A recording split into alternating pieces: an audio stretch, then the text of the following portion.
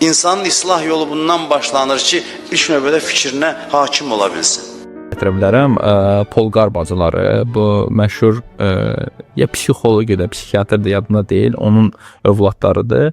Bu Polqar bir gün qərara gəlir ki, eksperiment aparsın və sübut eləsin ki, talant da bir şey yoxdur, mifdir və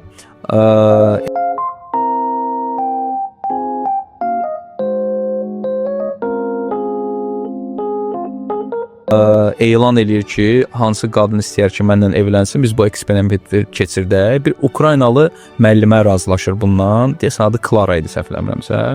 Deməli onlar evlənirlər. Uşaqları qız da olur. Deyəsən saf birinci qızın adı Sofiya idi. Sofiyanın da elə başlayırlar 2 yaşında şahmat öyrətmə. İndi burada sual verirlər ki, araşdırmaçılar. Görürlər Polqar niyə şahmatı seçibdi? Deyirlər ki, şahmatın belə deyək, metodologiyası çoxdur.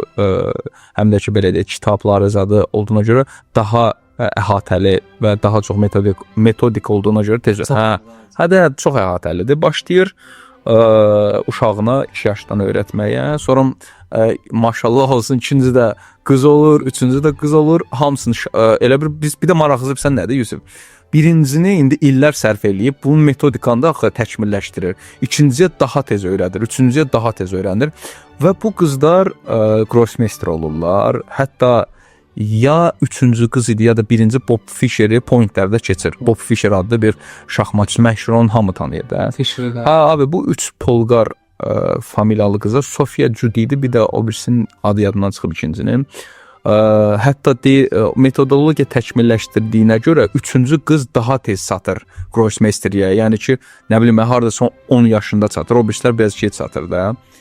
Biz yenə də burada gördük ki, məsəl üçün Polqarın özü ata sıravi bir şahmat oynayan olubdu, orta babat.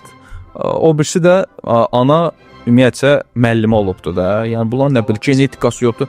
Polqar sadəcə olaraq metodik. Yəni burada isbat eləmək istəyir ki, Polqar orta statistik bir insanın nə isə öyrətmək olar. Tək o adamın həvəsi. Təbii ki, uşaqlıqdan övladlara valideynlər həvəs qoyurlar. Uşaq çox şey bilmir də ona görə.